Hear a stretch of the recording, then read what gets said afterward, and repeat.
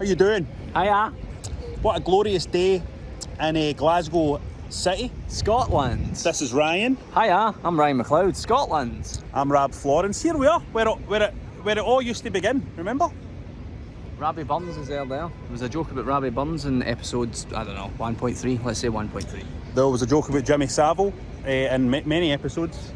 That was where he worked, but we were there. How have you been anyway? He's alright. Oh, I can't hear you, there's no point in saying. In this episode I'm going to talk about games again, probably that you're not that interested in, just cheap games because I'm quite cheap myself, you know what I mean? So Tinykin and Roadwarden, and I'll do some roundups and I'll probably talk about something else as well. What are you doing, Rob? I'll tell you about Monkey Island. I'll also tell you about a game called Super Bullet Break, which I guarantee none of you have played. Super Bullet Break sounds quite hard. That is quite hard, actually. What is it? Just run this way, Who's that? I don't know. He looks famous, I don't know who that is. It looks like he's in a band that we would have been into when we were 19. The Kaisers. Is that what they're called? The Kaiser Strokes. The Putins. Jerry would come up with funny names, wouldn't he, if Jerry was here? I miss Jerry, do you know? Jerry died, by the way. I don't know if you know this, but Jerry McLaughlin, who used to be in this show, passed away of coronary disease, I think. It was a long time coming because he was really busy, wasn't he? He's just overdid it. He was stressed. So anyway, that's Pennsylvania for this episode. I hope you enjoy it. I hope too many of you have been called up to fight in the Russia-Ukraine war. War. Hello, welcome to Tinykin. The Tinykin are the little green lads in the background there that are forming a ladder. The red lads on the table next to Milo Dane, who's the main character there, who's next to a giant cassette. And Milo Dane's from another planet called Aegis, if I remember right. And he travels to this planet and then realises that he's a wee tiny miniature. There's a few of these animation sequences throughout the game, no many, just a few. So when you find new types of Tinykin, you'll get a wee animation, or a wee bit of plot, you'll get a wee bit of animation. It's nice, and all the animation is nice and clean, and I think it looks, the wee man looks a bit like the Dexter, doesn't he? The Dexter's laboratory man, doesn't he? I think he does. Actually, maybe he doesn't look like him. He is a scientist like the Dexter's laboratory, but he doesn't. There are some similarities. I had a big hum and a big haw, and then a few more hums and haws about whether this was like good enough. This Tinykin game, was this good enough to review? And it made me think about, because we're all experienced, I'm imagining because you're watching this, you're quite an experienced gamer, and I think I'm quite an experienced gamer. I've played more than 10 games over the years, so I think I know what I'm talking about sometimes.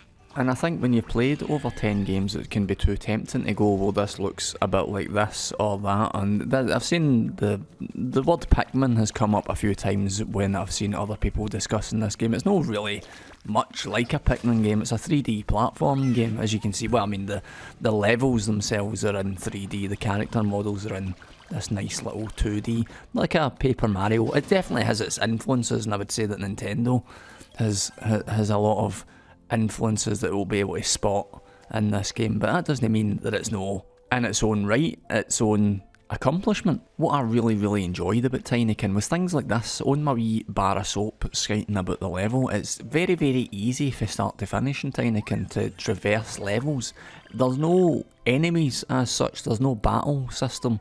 You're collecting, it's a, what is it, collect 'em up, a collectathon, whatever you like, whatever description you like to use. It's collecting things. Another wee animation here of the electrical dudes, electrical Tinykins. By the time you get to this Tinykin, there's an electrical one, and then there's one that helps you, the yellow ones help you build bridges. By the time you get to them, the novelty's worn off a little bit, because by far the most helpful Tinykin is the green Tinykin, which is the one that you can build a tower so that you can get to higher levels. Once you get to that, everything seems a wee bit easy breezy, which puts another wee doubt in my head about whether it's a review that you want to hear about, because it's quite easy, and I know that I'm partial to easy games because I think I'm old and lazy, but I know that you like a challenge, don't you? You want to get your money's worth, you want to be punished, you're like a S&M gamer, you want to be whipped and mistreated. I think that's common among gamers. Am I wrong? Maybe I'm wrong, but I'm pretty sure I'm right. You like your games, didn't you, to whip you and drip candle wax on you and flick snotters at you and stuff and call you insulting names. That's what you want for your game, into, but I want to be coddled and told that everything's going to be alright, and that's the way I felt when I was playing Tinykin. It's just a very, like I was saying last month when I was talking about the cult of the lamb, it unpacks itself really well. It just, very quickly you develop quite a comfortable flow state playing through Tinykin. Everything is quite easily achievable. All you really need to do is build up the amount of Tinykin that are following you around, and then the puzzles kind of solve themselves. So it is most definitely not the most challenging 3D platformer that I've ever played, but it is very, very pleasant. All you really need to ask yourself is, do you have the time to invest in it? Do you have the 10 hours to play through it and complete it and try and 100% it? It did a really amazing job, I thought, of vacuuming up my time. We could do with a bit of vacuuming in here. It's quite dusty, a wee bit of a joke there. It really vacuumed up my time. I found it extremely pleasurable. So all you need to know is that the pink Tinykin lift things, the red ones explode, the green ones build ladders, the blue ones control electricity, and the yellow ones build bridges. What isn't explained is who's laying the Tinykin eggs that you find when you're going around the level. These eggs pop and the Tinykins come out. Don't know where the eggs are coming from though. Also, I don't know how Milo can speak to the insects in the level, who occasionally help him out. The insects are sometimes they're in like cults and stuff, but I don't know how he's speaking their language. Not that I'm bothered about these things, because I was too busy while I was playing it just flowing and enjoying it, unlocking it, letting it unpack itself and just flowing through it. Maybe you'll enjoy it as well, or maybe it's not hard enough for you. It might be too casual. I don't know whether it's too casual. Don't tell anybody that I'm playing a casual game. Should I be talking about this? This might be too casual. So this is me back on the NBA train. NBA 2K23. Now, I always feel it's a wee bit crass that I'm into a game like this, you know what I mean? Because I slag off guys that are into FIFA. I make jokes about, oh, you playing your FIFA Ultimate Team, and all that, you know what I mean?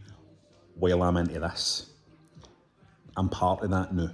This is an amazing game though, and I want to talk a wee bit about just how brilliant this game is. Now, it's also ugly because of all the gambling you can do with it, right? So set that aside for a minute. I'll just talk about, first of all, let me tell you about this deal. I paid 120 quid for this game. Calm down. Fucking steady on, right? Don't freak out yet, right? I paid 120 quid for it, which sounds absolutely insane, right? It's an insane amount of money. But let me explain why I did this. So I was wanting to buy it, right? And I says to one of my mates, I says, whew, it's expensive, innit? In the PlayStation 5, it's like 60 quid or something. I was grudging paying that 60 quid for it, right? I was thinking, God, that's hefty, it's too much money. And then my mate went, oh, listen, there's one that's like 80 quid. There's a version that's like 80 quid. And he says, and also there's a version that's 120 quid. I was like, what? 120 quid? That's mental. No. Let me fill you in on something else. I watch NBA, right? I watch NBA every year, and I pay for a thing called NBA League Pass, right? So it's a subscription thing, means you can watch all the matches, and it costs about, last year it was like 140 quid or something, you know what I mean? I think it's going to be cheaper this year, but basically it's like, you're looking around about 100 quid, right? A year to watch it. So I says, why is this expensive version of this game so expensive? I looked, and you get a free League Pass subscription with a kind of Michael Jordan special edition. So I paid 120 quid for it. Basically got the game for 20 quid and got my League Pass that I'd be buying anyway. So it's a bargain. That's how I've justified it to myself. Now, in defence of this game, which is just, this is all this is just a quick defence of this game. I love playing this. I turn it on every day. I do some challenges, I play some matches, play a wee match or two here and there, play a wee bit of threes. Maybe open a pack of cards if I get a free pack. Occasionally I'll buy myself a wee pack of cards as well. I'm sorry, I do it, you know what I mean? Build up my team, but it's so slick. This is a game that has been iterated on and iterated on and iterated on and iterated on until it is really sharp and really impressive. And I just find it very zen. I love basketball. The reason why I love watching basketball is because it's zen. It's quite calming to watch and also very exciting. And it's small moments as well, you know, towards the end of a match and like kind of wee snapshot moments of action. It gets really exciting, basketball, but also there's a beautiful ebb and flow to it that is just really zen. And this game manages to capture that. When you're playing it, you just get in a nice wee zone, the music's good, you know, and you're just, up you come, wee dependable fucking dunks, wee floaters, all of that, nice, lovely way to spend half an hour of an evening. So I just want to say, this isn't really a review, it's just me saying, don't fucking judge me. You know I'm into all the mad, obscure Japanese things and all that, right? I can also be into NBA 2K23. I can also be into this kind of product. That's all right. We're fucking allowed. We're allowed. And so off the tip, it's Brooklyn. Outside Curry. That's my team, the Brooklyn Nets. On the wing, Durant. But here's the thing, right? See if you were to move away over here, right? Hold on. Let me walk across the room, right? See if you just go across the room to here. And if you're watching it through here, right? Or look, if you were looking at it in this mirror, right? You almost just think that was a real basketball game. You watching the basketball? You watching the basketball? You'd almost think it was real. That is where we are now. We're living in the fucking lawnmower, man. We've done it, boys. Everybody's valuable. Yeah, that's a great perspective, Allie. Thank you. And that's why I love it. I was up the Highlands and I saw a big field full of stags, and it was such a serene and peaceful scene. This is Torridon in Scotland. It was good to get back to civilization though and see that the latest murder simulator from Rockstar is looking pretty shit hot. Come on! Oh, you'll be dead before you know it. It's probably fit. I'm worrying about it. I'm worrying about the fact that, is that an auto-on for Doctor Who? Worrying about the fact that Wayne's play this game, but it's honestly, it's probably fine. It's probably absolutely fit. Look how flexible this guy is. This guy must have an incredibly intense yoga practice to be able to do that. I don't like this is leaked footage, by the way, for Grand Theft Auto 6. I don't like the text on the screen. I don't think that's a good choice. I like how Kojima, this bit is. I think that's a really, really interesting stylistic choice that they're going for there. Definitely hoping that there's as much crouching in the game as there seems to be, because I absolutely can't get enough of it in games. It makes the game go slower when you're crouching, which is ideal for me because I often feel out of my depth. This is beautiful, this is Grand Theft Auto 6 that you're looking at here. Look at that action. Absolutely fabulous. Look how clean it is as well, the car. I can only dream of a car that clean. In my car, the fabric on the doors has all fallen off because the glue's got old. So I can't wait to spend £70 on Grand Theft Auto 6 so that I can wiggle that thing. I also really like it. Looks a safe bet, and I think I really like that it looks likely that I really do like that it's likely that they've included Chaz and Dave radio station in Grand Theft Auto 6. It's about time, I think. It's strange, isn't it? It's strange how quickly things can change in life, because I was up the Highlands convinced that was the right way to live. That's how you do it. That's how you find contentment and meaning in the quiet of the Highlands. But then I saw these chairs wiggling slightly backwards and forwards. This is what I should be paying attention to. No stupid, still serene stags and mountains and lochs. Nature's had its day. It had its chance. This is what we're on to now. This guy with clearly a lot of problems. So I think in summary I would like to give the leaked Grand Theft Auto 6 footage a 10 out of 10 and a gold star as well, and maybe also a gif of Nicolas Cage doing a high kick. No, this really does actually look like the real shit, the real straight shit, this game. This is the no bullshit straight shit that they're coming with this time. I think Grand Theft Auto, it looks exactly like what you expect it to look like, which is a good thing I think for a Grand Theft Auto game. It just looks the absolute shit.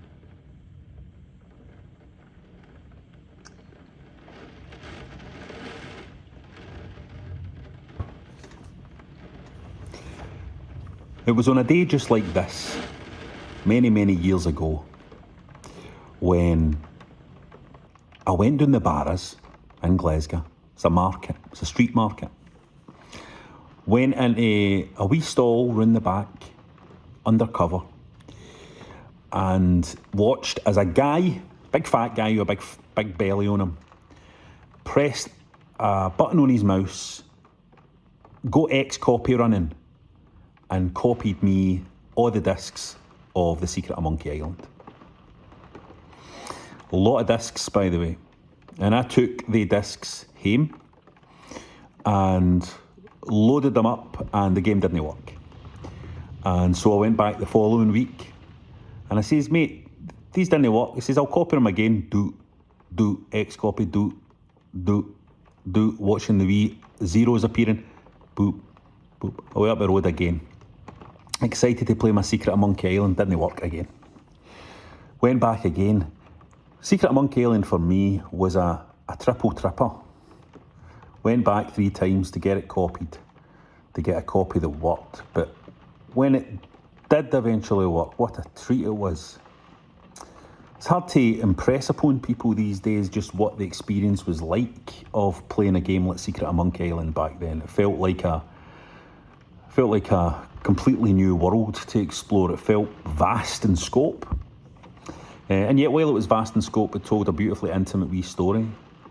I remember it being quite difficult. I remember being stuck a lot. It wasn't as easy back then. You couldn't just jump on the internet and work out what to do or you know, search for a walkthrough that some poor journalist had been up for fucking a week without any sleep trying to put together to get clicks. No. No, you had to just get stuck, turn it off, walk away, think about it, go back to it, try this, try that, try everything. An amazing experience.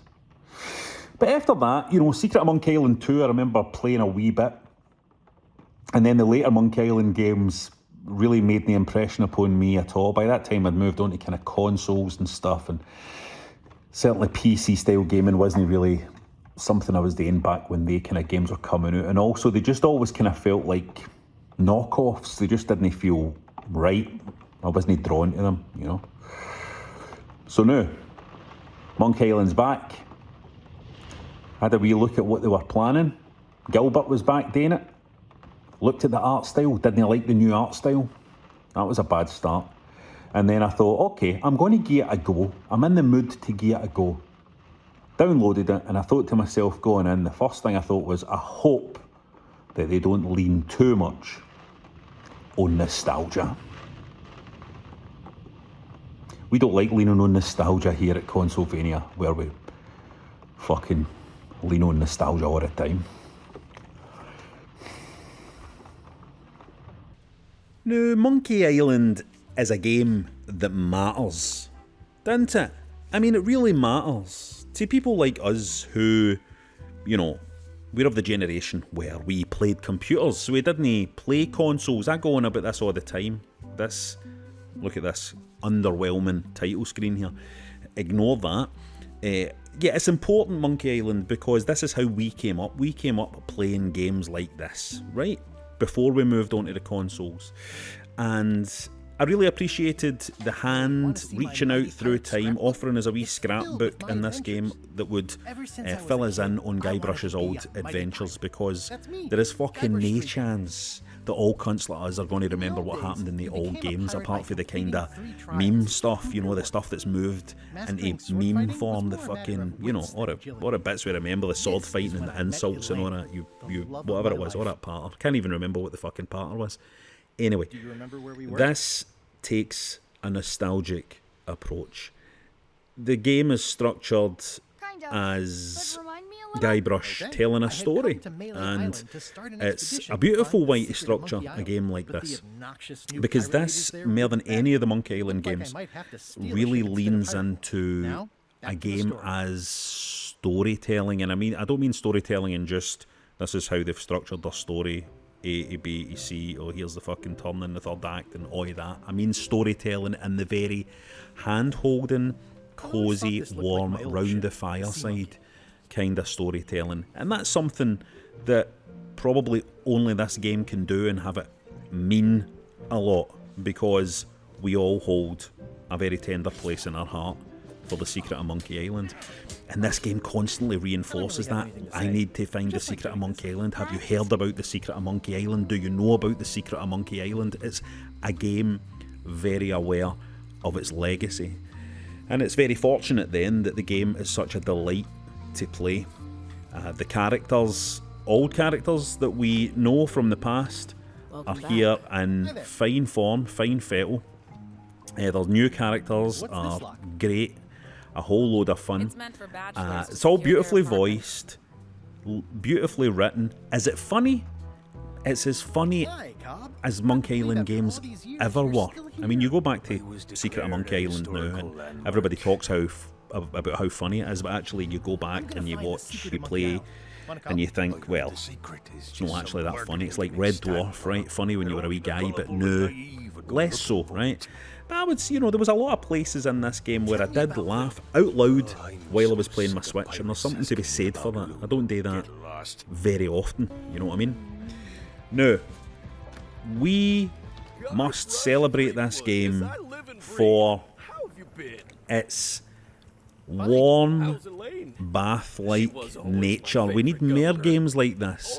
I like that this game has come back and hasn't tried to reinvent the wheel. It said, we remember how you felt when you were young and you put the discs into your machine and you felt that warm hug. You felt surrounded by friendliness and fun and warmth at a time as a wee guy when you needed it, right? And this is what this game does. It just says, look, you want another cuddle? This is basically what it says. It says, do you want another cuddle? And I'm not going to tell you what happens in the story because it goes into some kind of meta places and stuff like that, and I like it. I like how it plays out. I think it's an absolute delight.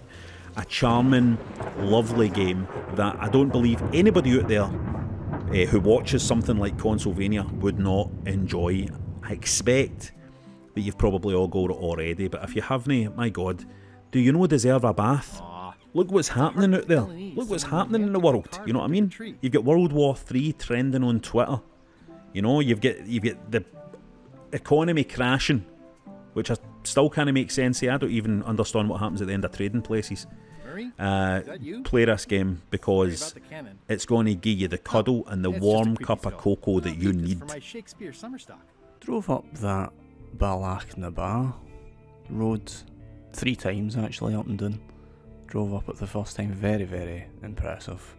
The rawness, the wildness of the landscape up there in the Highlands, it can really, once you've conquered those roads, it can really make you feel like a kind of Roadwarden. This is Roadwarden on the PC. Roadwarden's a text adventure that has some really beautiful pixelated art style stuff on the side there. It's quite surprisingly in depth. You've got stats, what's shown in your right there, that includes your health, your vitality, your hunger levels and skills and equipments and how sleep deprived you are and what your appearance is, and all these things matter in this text adventure. Definitely think you could be forgiven for looking at Roadwarden and thinking this looks a little bit basic, but it's no the case.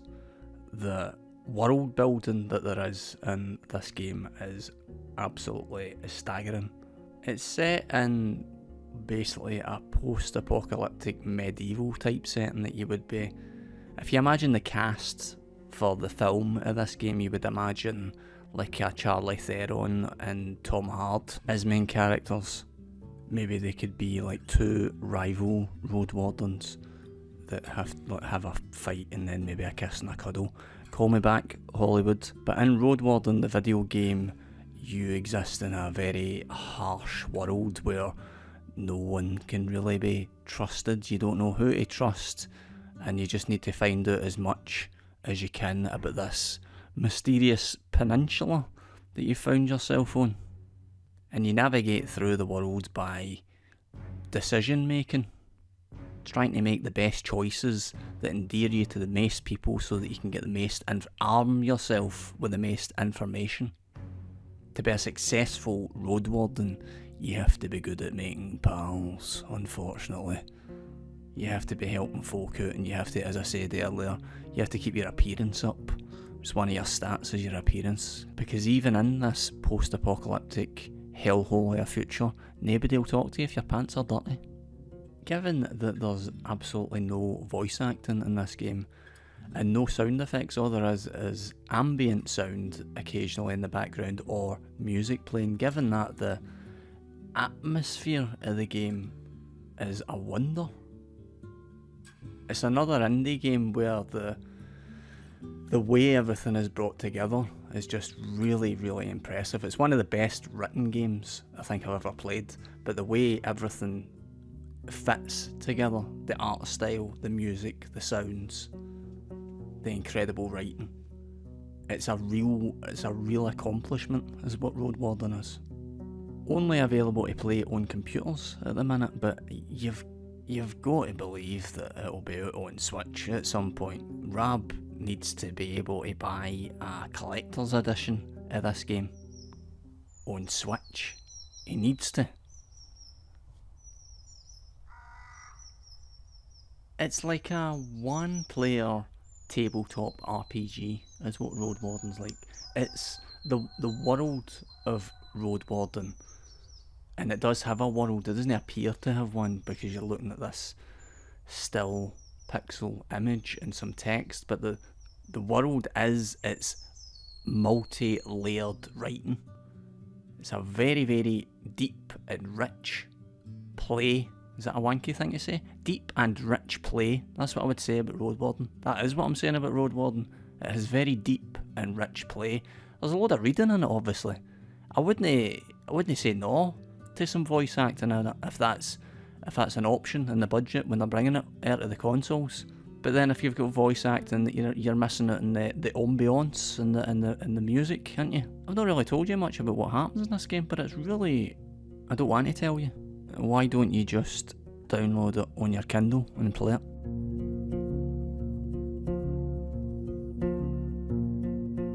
Super Bullet Break is one of the games that at first blush maybe looks like it's one of the mad kind of virgin pedo games that some of yous, no the viewers, but some, I'm talking about gamers in general out there, like to buy things like Gal Gun and all that, you know what I mean, about firing things at lassies' boobs or fucking whatever, right? It looks like one of the games at first glance, but I'm telling you, it's no, ignore the boobs. This is one of the best games I've played lately. Totally addicted to it. Super Bullet Break. It's essentially a very pure deck builder. It's a very pure roguelike deck builder game. So what that means is you're going to make runs. You're going to get the runs, guys. You're going to make runs. You're going to choose a path to play through. And as you play through that path, you will build your deck of bullets, your cartridges and bullets. Don't know why they're calling them bullets, right? But they're essentially cards with special powers. You collect them, put them into your hand, use them in clever combos to get past the baddies and advance along the path. Now, this is how it's structured. As you can see, you can choose your wee route along here with fights and shops and events. Here's an event. Let's go and see. If you have the time, could you help me? Oh, and the school might reward you for that. This really looks bad, right? But look, you have to trust me here. It's just the dressing for what is a beautifully designed, very, very difficult, by the way, quite hardcore, difficult deck builder game that's really going to test your grey matter and how to use these combos. When you go into battles, it's extremely appealing. It's fast paced. You start to get this kind of instinctive response when you're playing it because you become so used to the bullets' different powers. I know this sounds nonsensical to you, but you can see here there's regenerative powers you can use. You can fire bullets that heal you. You can fire bullets that will boost the powers of other bullets later in your turn, and all the time you can see the timer track up the top, which shows you when everything's going to act. The timer track up the top tells you when the enemies are going to act, and you want to get as many different attacks in as you can before they take their turn, or eliminate them before they can take their turn. But there's so much tactics and strategies that you can bring in to each run of this game. So many builds that you can take into it because you start to get to know the characters. And this is quite a clever thing about how they've put this game together, is that the dressing they've given it, this girly kind of thing, actually works quite well to imprint on you the memory of bullets. So what I mean by that is you might look at one bullet and be like, God, look at this design, that's terrible. I hope nobody walks in the room while this wee picture's up on the screen, right?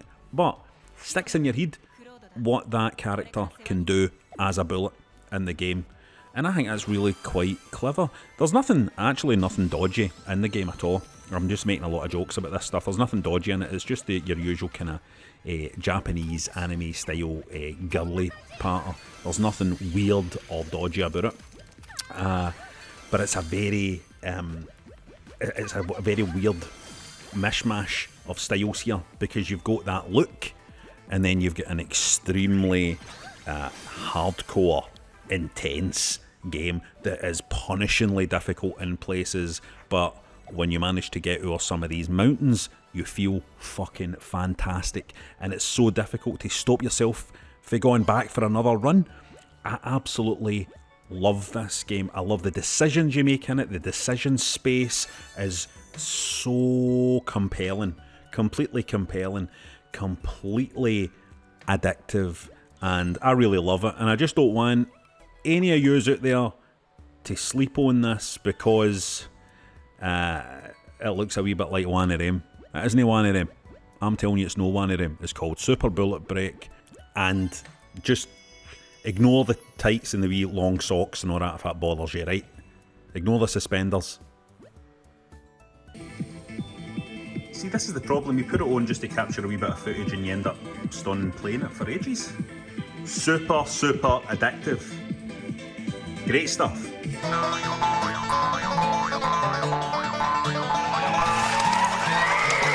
In the Steam indie game Doko Roko, you play as the protagonist, the Unslain, so you'll need to get your spiky Dr. Martin boots on and or your eye mascara on if you're going to play this. It's one of the roguelike, I'm sick of saying that, with fast paced combat. You've got a sword in it and you can upgrade your sword.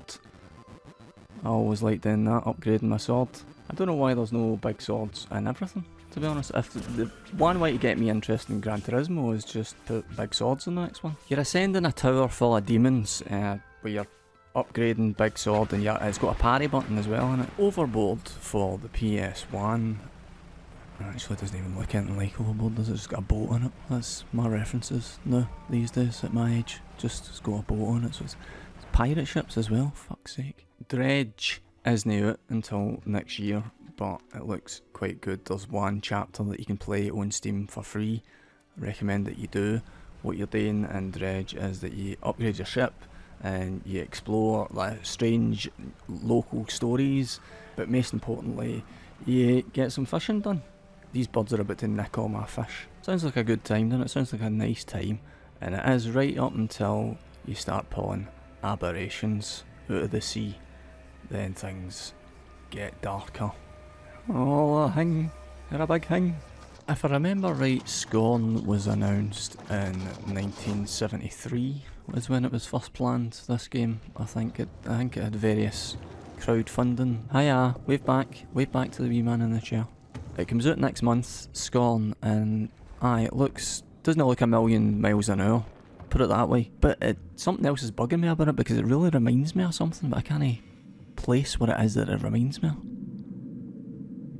You know what I mean? There's something about the style that I feel like I recognise for somewhere that I can't quite place, that it might not be their style. Have you ever heard the term just when you think things can't get any worse? It remains difficult as ever to remain optimistic about the direction that the human race has gone in, and the release of Trombone Champ this month doesn't help matters. Listen, if you enjoy this game, you just go for it. Don't you listen to me. Don't you listen to me.